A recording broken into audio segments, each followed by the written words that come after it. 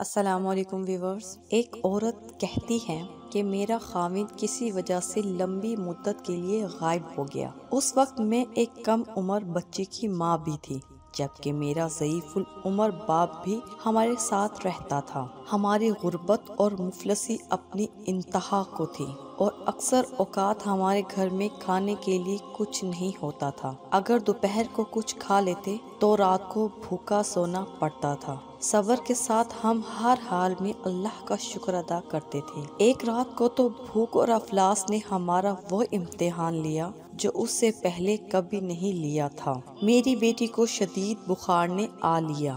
بچی کی بخار اور بھوک سے بنی حالت مجھے اپنی اور اپنے والد کی بھوک بھول گئی۔ ایسی بے کسی اور لاچاری تو کبھی نہ دیکھی تھی۔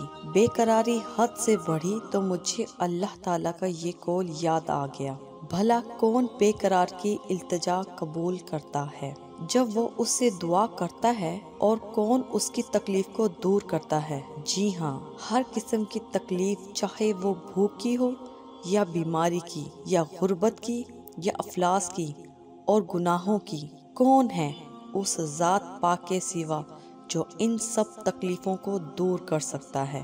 یہ سب سوچ کر میں اٹھی اور جا کر وضو کیا۔ واپس آ کر بچی کے ماتھے پر پانی سے بھیگی ہوئی پٹی رکھی اور اللہ کے حضور نماز کی ادائیگی کے لیے کھڑی ہو گئی۔ مختصر سی نماز پڑھنے کے بعد ہاتھ اٹھا کر بچی کے لیے دعا کی، اس کے ماتھے سے پٹی اتار کر دوبارہ پانی سے بھگو کر رکھی اور ایک بار پھر نماز کے لیے کھڑی ہو گئی۔ نماز کے بعد ایک بار پھر بارگاہ الہی میں دعا کے لیے ہاتھ اٹھائے، دعا سے فراغت پر پانی کی پٹی تبدیل کی اور دوبارہ نماز کے لیے کھڑی ہو گئی۔ اور یہ عمل میں نے کئی بار کیا۔ جب میں یہ سب کچھ بار بار دہرا رہی تھی تو کسی نے دروازہ کھٹکھٹایا۔ اس حیرت کے ساتھ، بھلا رات کے اس پہر کون ہو سکتا ہے؟ میرے والد نے پوچھا، کون؟ اور جواب آیا کہ میں ڈاکٹر ہوں۔ میں اور میرا والد ہم دونوں ایک دوسرے کو حیرت سے دیکھ رہے تھے کہ اس کو کس نے بلا لیا ہے۔ میرے والد نے جا کر دروازہ کھولا۔ ڈاکٹر نے آتے ہی پوچھا، مریضہ کدھر ہے؟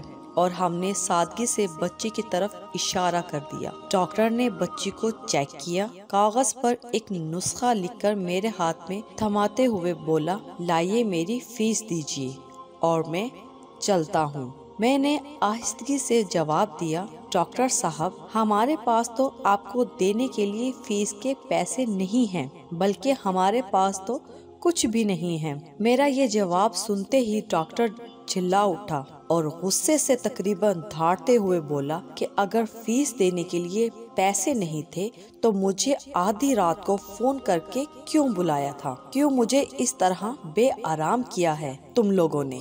ڈاکٹر کے منہ سے ٹیلی فون کا سن کر مجھے لگا کہ ڈاکٹر غلطی سے ہمارے گھر آ گیا ہے۔ میں نے ہمت کرتے ہوئے جواب دیا، ڈاکٹر صاحب، ہم نے آپ کو ٹیلی فون کر کے نہیں بلایا، بلکہ ہمارے پاس تو ٹیلی فون ہے ہی نہیں۔ یہ سن کر ڈاکٹر نے مجھ سے پوچھا، اچھا تو کیا یہ فلاں شخص کا گھر نہیں ہے؟ میں نے کہا، نہیں ڈاکٹر صاحب، فلاں صاحب ہمارا ہمسایہ ہے۔ یہ سن کر ڈاکٹر تھوڑا سا خاموش ہوا اور پھر ہمارے گھر سے نکل کر ہمارے ہمسائے کے گھر چلا گیا۔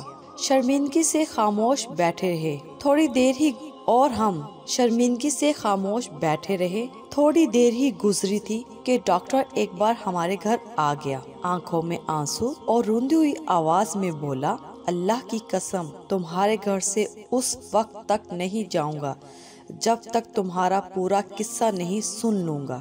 اور میں نے ڈاکٹر کو اپنا پورا قصہ سنا ڈالا کہ کس طرح میں بچی کے ماتھے پر پانی کی پٹیاں رکھ رہی تھی اور اللہ کے حضور دعا بھی مانگ رہی تھی۔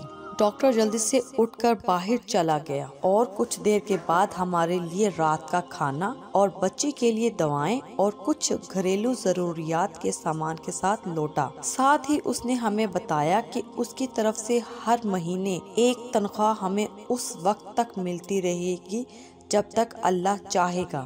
جی ہاں، یہ اللہ پر بھروسے کی کہانی ہے۔ اور پھر اس کے بعد کا قصہ، کیونکہ اللہ تو ہمیں ہماری جنم دینے والی ماؤں سے بھی زیادہ پیار اور رحم کرنے والا ہے۔ ہماری اس ویڈیو کو لائک کیجیے اور اپنے دوستوں کے ساتھ ضرور شیئر کیجیے اور ہمارے چینل کو ضرور سبسکرائب کیجیے۔ شکریہ۔